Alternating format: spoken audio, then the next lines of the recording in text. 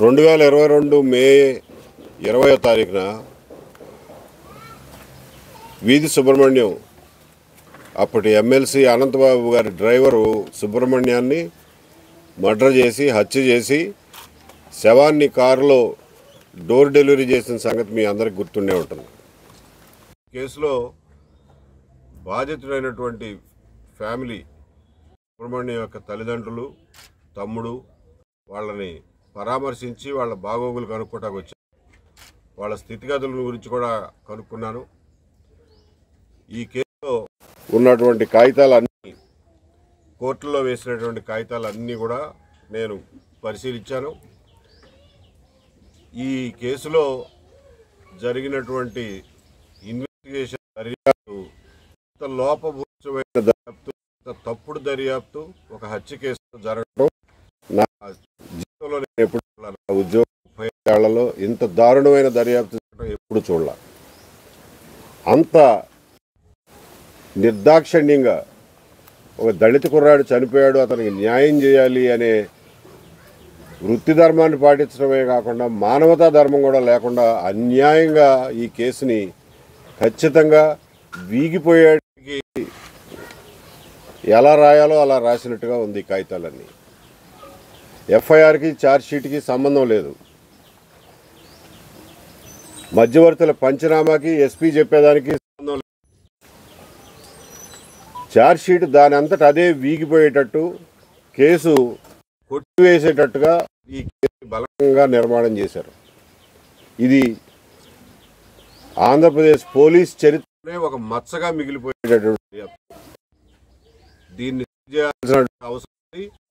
తక్షణం దీని మీద కేసుని రీఓపెన్ చేసి, కోర్టు నుంచి పర్మిషన్ తీసుకుని రీఓపెన్ చేసి ఒక ప్రత్యేక పోలీసు దర్యాప్తు బృందాన్ని నియమించి ఈ కేసుని మళ్ళీ మొదటి నుంచి దర్యాప్తు అవసరం ఉంది. నిజానిజాలు బయటికి తేల్చాల్సిన అవసరం ఉంది. ఈ విషయం చెప్పడానికి ప్రత్యేక దర్యాప్తు బృందం ఏర్పాటు చేయమని చెప్పి కోరడానికి ఎస్పీ గారి దగ్గరికి వెళ్తున్నాను. అట్లాగే ఈ రోజున ఈ కుటుంబం పొట్టబోసుకోవడానికి కాకినాడ వెళ్ళి అక్కడ అపార్ట్మెంట్లో వాచ్మెన్గా ఉండే పరిస్థితి నుంచి ఈ రోజున ఇంత చిన్న గ్రామంలో 4 ఏళ్లలో పాచి పని చేసుకుని బతకాల్సినటువంటి పరిస్థితికి నెట్టబడింది. ఇదంతా కేవలం వాళ్ళకి వచ్చినటువంటి బెదిరింపులు, అధికారం మదంతో, దౌష్ట్యంతో వాళ్ళని అక్కడి నుంచి వెళ్ళగొట్టి ఇక్కడ పనులేవి చేసుకునే పరిస్థితి లేకుండా వాళ్ళ బతుకులు నాశనం చేశారు. దీని నుంచి వాళ్ళకి ఉపశమనం కలిగించాల్సిన అవసరం ఉంది. ఈ కుటుంబాన్ని రాజ్యం చాలా అన్యాయం చేసింది. దానికి కాంపెన్సేషన్ ఈ రోజున రాజ్యమే ఇవ్వాల్సినటువంటి బాధ్యత ప్రభుత్వం మీద ఉంది. ఆ విషయం మీద వీళ్ళ బ్రతుకు తెరువు గురించి, వీళ్ళ భవిష్యత్తు గురించి, అలాగే వీళ్ళ ఇంట్లో వీళ్ళ పోషణ బాధ్యతలు చూసుకునే కొడుకుని అన్యాయంగా మర్డర్ చేశారు కాబట్టి ఇంకా ఆ రెండో కొడుకైనా ఏదైనా ఉద్యోగం ఇచ్చి ఈ కుటుంబాన్ని ఆదుకోవాల్సిన అవసరం ఉంది.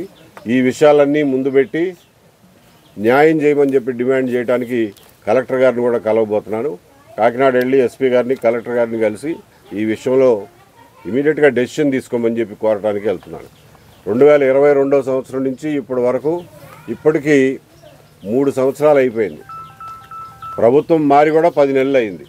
ఇప్పటికి కూడా న్యాయం జరగలేదంటే వ్యవస్థ మొద్దు నిద్రపోతుందా, లేకపోతే ఎవరు పట్టించుకోవట్లేదా, లేకపోతే ఏమన్నా ఒత్తిళ్లు పనిచేస్తున్నాయనేది నాకు తెలియదు. కానీ ముఖ్యంగా ఈ కుటుంబానికి మాత్రం ఏ మార్పు 3 సంవత్సరాల్లో రాలా. దీని నుంచి ఈ కుటుంబం బయటపడాల్సిన అవసరం ఉంది. దానికోసం నేను, వరప్రసాద్ గారు ఇప్పుడు దాకా వాళ్ళ కుటుంబ సభ్యులు చెప్తున్నారు తన సొంత మనిషిలాగా చూసుకుని ఇన్నాళ్ళు వాళ్ళని కాపాడుకుంటూ వచ్చారని. ఆయన చేయగలిగిందంతా చేశారు. అలాగే ముప్పాళ్ళ సుబ్బారావు కూడా చాలా అండగా నిలబడ్డారు ఈ కుటుంబానికి. ఎన్నో ఒత్తిళ్ళు వచ్చినా వాళ్ళు తట్టుకుని నిలబడ్డారు. మిగిలినవన్నీ వివరంగా నేను సాయంత్రం కాకినాడలో మాట్లాడతాను. ప్రస్తుతానికి ఎస్పీ గారిని, కలెక్టర్ గారిని ఈ కుటుంబాన్ని ఆదుకోవడం గురించి రిక్వెస్ట్ చేయడానికి అని చెప్పి కాకినాడ బయలుదేరి వెళ్తున్నాం.